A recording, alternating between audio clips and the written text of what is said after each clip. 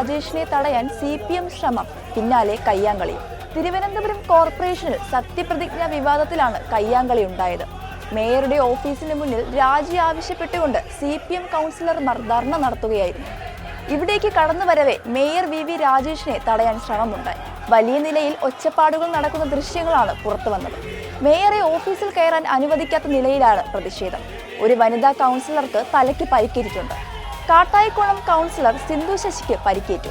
കോർപ്പറേഷന്റെ അകത്തും പുറത്തും പ്രതിഷേധം അരങ്ങേറിയതോടെ ഒരിടവേളയ്ക്ക് ശേഷം നഗരസഭ ആസ്ഥാനം സംഘർഷഭൂമിയായി. ഏതായാലും കോർപ്പറേഷനിലെ സത്യപ്രതിജ്ഞാ വിവാദത്തിൽ മേയറുടെയും ഡെപ്യൂട്ടി മേയറുടെയും രാജി ആവശ്യപ്പെട്ട് പ്രതിഷേധം ശക്തമാക്കിയിരിക്കുകയാണ് LDF. മേയറുടെ ഓഫീസ് LDF കൗൺസിലർമാർ ഉപരോധിച്ചു. കാപ്പ കേസിൽ അറസ്റ്റിലായ BJP കൗൺസിലർ R സുഗതനെ പുറത്താക്കണമെന്നാവശ്യപ്പെട്ട് LDF സമരം നടത്തുന്നതിനിടെയാണ് ഇന്നലെ 20 BJP കൗൺസിലർമാരുടെ സത്യപ്രതിജ്ഞ ഹൈക്കോടതി റദ്ദാക്കിയത്. BJP കൗൺസിലർമാർ ഇന്നലെ വീണ്ടും സത്യപ്രതിജ്ഞ ചെയ്തതോടെ മേയർ, ഡെപ്യൂട്ടി മേയർ തിരഞ്ഞെടുപ്പ് അസാധുവായി എന്നാണ് LDFും വ്യക്തമാക്കുന്നത്. മേയറും ഡെപ്യൂട്ടി മേയറും രാജിവെച്ച് വീണ്ടും തിരഞ്ഞെടുപ്പ് നടത്തണമെന്ന് ഇവർ ആവശ്യപ്പെടുന്നു. മേയറെ ഓഫീസിൽ കയറ്റില്ലെന്ന് തിട്ടൂരം പുറപ്പെടുവിപ്പിക്കാൻ LDFന് ആരാണ് അധികാരം നൽകിയതെന്ന് മേയർ VV രാജേഷ് പറഞ്ഞു. അത്തരം അക്രമങ്ങൾ അംഗീകരിക്കില്ലെന്നും BJP കൗൺസിലർമാർക്കും സംഘർഷത്തിൽ പരിക്കേറ്റിട്ടുണ്ടെന്നും മേയർ പറഞ്ഞു.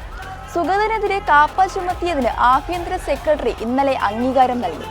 ഹൈക്കോടതി ഉത്തരവിന്റെ അടിസ്ഥാനത്തിൽ വീണ്ടും സത്യപ്രതിജ്ഞ അവസരം നൽകണമെന്നാവശ്യപ്പെട്ട് സുഗതൻ ഹൈക്കോടതിയെ സമീപിക്കും. കാപ്പ ഇളവ് തേടി കാപ്പ ബോർഡിനെയും സമീപിക്കാനാണ് സുഗതന്റെ തീരുമാനം. BJP കൗൺസിലർമാരുടെ പുനർസത്യപ്രതിജ്ഞ ചട്ടവിരുദ്ധമാണെന്ന് പരാതിയിൽ സർക്കാർ നിയമോപദേശം തേടും. തിരുവനന്തപുരം കോർപ്പറേഷനിൽ ഡിസംബർ 21 നടന്ന 20 BJP കൗൺസിലർമാരുടെ സത്യപ്രതിജ്ഞ അസാധുവാണെന്ന് ചൂണ്ടിക്കാട്ടി കോർപ്പറേഷനിലെ CPM parliamentary party leader SP Deepak നൽകിയ ഹർജിയിലാണ് ഹൈക്കോടതി ഉത്തരവ് പ്രഖ്യാപിച്ചത്. കേസിൽ ഉൾപ്പെട്ട കൗൺസിലർമാരെ മാത്രം വിളിച്ചു നടത്തിയ സത്യപ്രതിജ്ഞ ചട്ടലംഘനമാണെന്ന് പ്രതിപക്ഷമായ UDFും LDFും ആരോപിച്ചു. ആദ്യ സത്യപ്രതിജ്ഞ അസാധുവായതിനാൽ അതിനുശേഷം ഈ 20 കൗൺസിലർമാർ ഉൾപ്പെട്ട തീരുമാനങ്ങളും മേയർ, ഡെപ്യൂട്ടി മേയർ, സ്ഥിരം സമിതി തിരഞ്ഞെടുപ്പുകളും അസാധുവാകുമെന്നും ഇക്കാര്യം ആവശ്യപ്പെട്ട് ഹൈക്കോടതിയെ വീണ്ടും സമീപിക്കുമെന്നും ഹർജി ഫയൽ ചെയ്ത SP ദീപക് വ്യക്തമാക്കി.